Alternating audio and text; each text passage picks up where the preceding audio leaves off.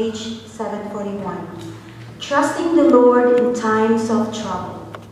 From a sea of troubles, I call out to you, Lord. Won't you please listen as I beg for mercy? If you kept record of our sins, no one could last long, but you forgive us, and so we will worship you. With all my heart I am waiting, Lord. For you, I trust your promises. I wait for you more eagerly than a soldier on guard duty waits for the dawn. Yes, I wait more eagerly than a soldier on guard duty waits for the dawn. Israel, trust the Lord. He is always merciful, and he has the power to save you. Israel, the Lord will save you from all of your sins. Is the word of the Lord.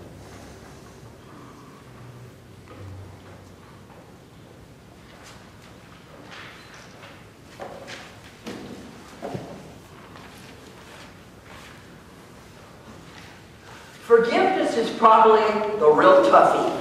It's very difficult. Sometimes we've been very hurt by others, haven't we? And it's not a case where someone hit you and you hit them back, or someone said some mean thing about you and then you thought, well, I'll have to say something mean about them.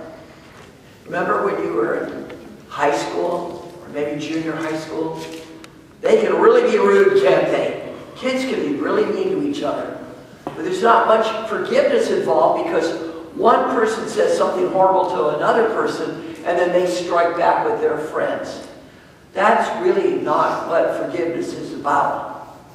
It's about when something happens and you have nothing to do with it.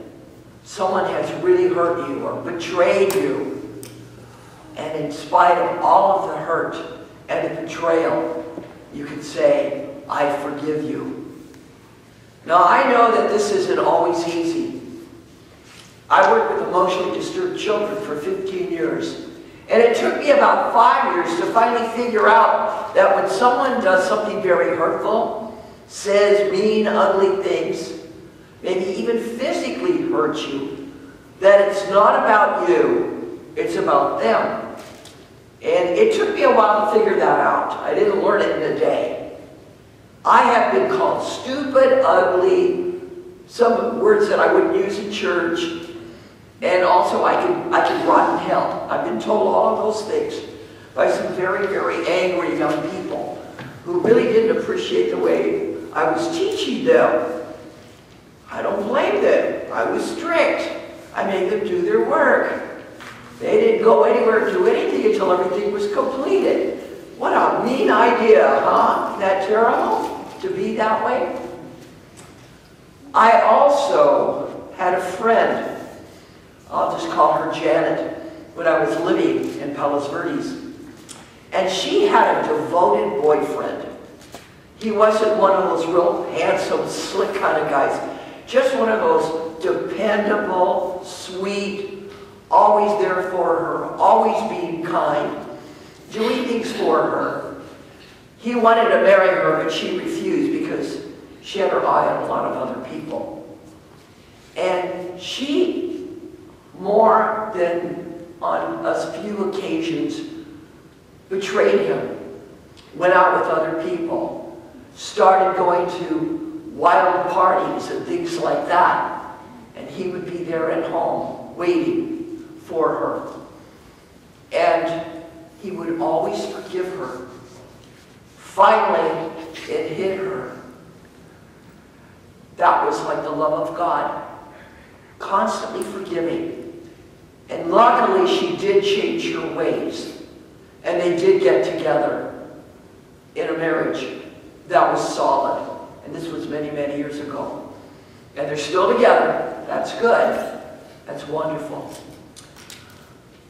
Today I wanted to share a story with you about somebody you may or may not know. Have any of you ever heard of a fellow by the name of Tavis Smiley? Yes. One person, two people, three people. I know. Hey, National Public Radio. He's been on PBS. And for those of you who watch Dancing with the Stars, he was on Dancing with the Stars, but I don't think he lasted too long. But I did see, though, that he was one of the contestants. Anyway, he's African-American. He's from a place in Indiana, Bunker. What is it even? I have this thing here with me because I want to make sure I have everything straight. He's from Bunker Hill, Indiana. His father was right near an Air Force base, and his father was stationed as a mechanic at this Air Force base. He lived in a double-wide trailer, and I do mean trailer, not mobile home, in a park. There were 13 people who lived in that trailer. His parents were there. They had 7 children, and his mother's sister died of cancer, so they took their 3 kids in. And then the grandmother lived there, so you have 3 adults and 10 kids. A little crowded, right? There were 2 things that were very important to his parents. One was doing well in school, and the other one was behaving yourself in church. They went to church 7 days a week. Yeah, a lot of you go, oh, God, I'm already here 7 days a week. Oh, my gosh. But they did. And Tavis and his older sister Phyllis were, you might say, the champions of their Sunday school class. Their Sunday school class met before church, and then all the Sunday school kids would then file into the church afterwards. Now, the reason why he and his sister did so well is they had a young teacher who really didn't have such great control. But if she asked you a question and you got the answer correct, then you get a piece of candy. And they did like candy. So she's asking questions, and Tavis is raising his hand, and his sister Phyllis is raising her hand. But the other kids are really acting up. I mean, they're like a bunch of little hooligans. And so anyway, this young teacher just couldn't take it anymore. So she stormed out of the Sunday school classroom and went to the pastor's office and told him how horrible it was teaching this Sunday school class. So I want you to picture this. Here's the Smiley family. They're in one big pew because there are 13 of them. And they're sitting there, and the pastor gets up and he talks about discipline. And what he says in front of God and everyone is that, Tavis, shame on you. And Phyllis, shame on you. And Mr. Smiley, you need to get control of your kids. The Smileys should be ashamed of the way their children behave. Well, he couldn't believe it. He and his sister were the ones that were actually the heroes of the Sunday school class. It was those other kids that were acting up and jumping up and down and acting like little fools. So, he was really, really upset. All right? Very upset. And when Dad came home, the kids were of a mindset that they wouldn't go to their parents and call their pastor a liar. And maybe the Sunday school teacher did mention their names. Or maybe those were the 2 names that he remembered the most. Who knows? But anyway, the father first said, Phyllis, come here. And he took her in a back room and just beat her. And he could hear her wailing and crying and screaming. And then he knew he would be next. And he beat him and beat him so much that blood was literally trickling down his back and down his legs. Dad really lost control. He was so upset that his children would misbehave in Sunday school. Well, the next day was Monday. And one of the PE teachers, you know, when the boys are changing their clothes and stuff, saw all these welts. He had beat them with an extension cord. That's what he beat them with. And this was in 1976. And if you didn't live in a really small town, most of them, even in Indiana, you were required by law, if you're a teacher, if you see a child with some unusual bruises or welts or you know, something like that, you must report it, or you can lose your teaching credential. So the PE teacher reported it, and also they asked the sister to come in and saw her welts. The children were taken to the hospital. They were taken away from their parents. They were put in foster home. Tavis was in the home of an elderly couple who lived in the same trailer park, and the sister went somewhere else. And they were not allowed to be at home with their parents. They didn't take all the children away, just Tavis and Phyllis. Well, the thing is, oh, he was mad. He was so mad at his father for beating him for something that he didn't even do, and that he had lost so much control. And a couple of years went by, and then he saw his brothers out playing. And so then he joined them, and he says, "Can I come with you to dinner?" And so he came back on his own to his home and never again went with the foster parents. Now, they must have been in a situation where you could get away with that. The foster parents knew the family and just allowed him to go back because a lot of time had gone by. And his father had a stereo that he was so proud of, and he wouldn't let the kids touch it. It was his pride and joy, and he would play certain kinds of music on it. And one day, and he must have been 14 or 15, something like that, he was at church, and one of the deacons had a big pack of records, you know, the 33 and a third. And he wanted Tavis to know if he would like to have them.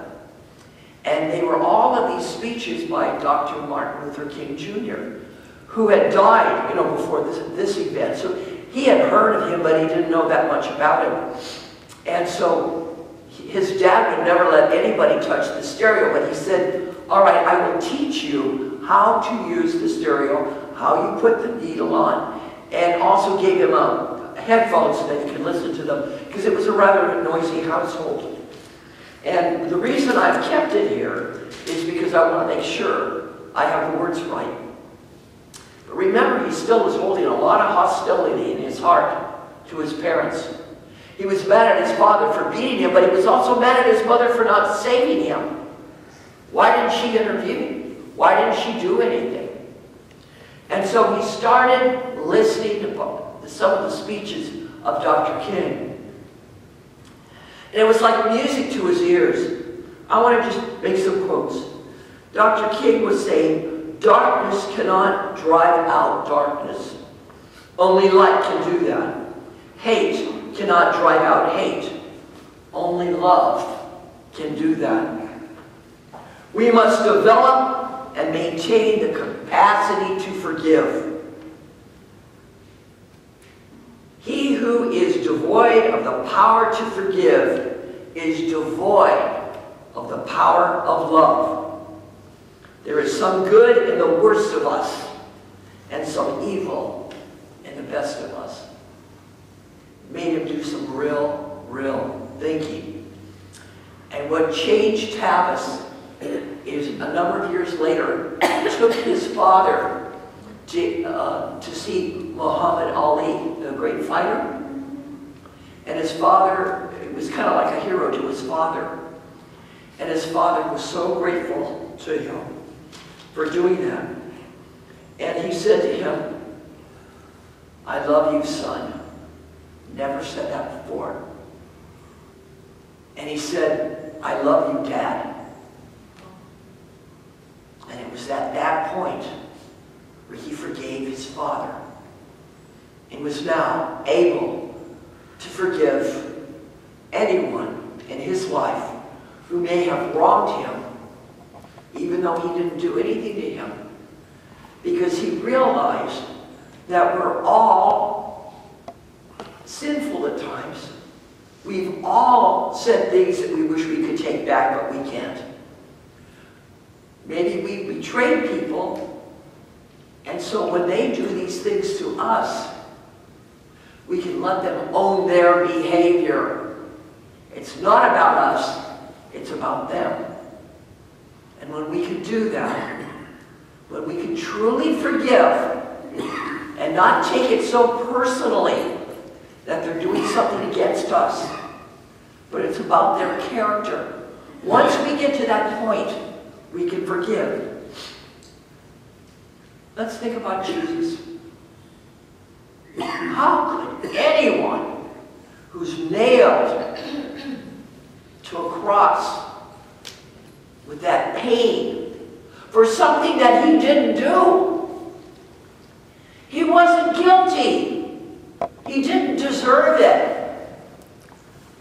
How could he even say, Father, forgive them, for they don't know what they're doing? But it's true, isn't it? They didn't know what they were doing. If they'd known the truth, it never would have happened. But it did.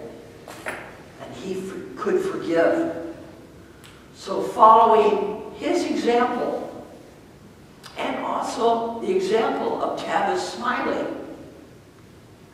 we are truly blessed when we can forgive. Amen. Amen. I invite all of you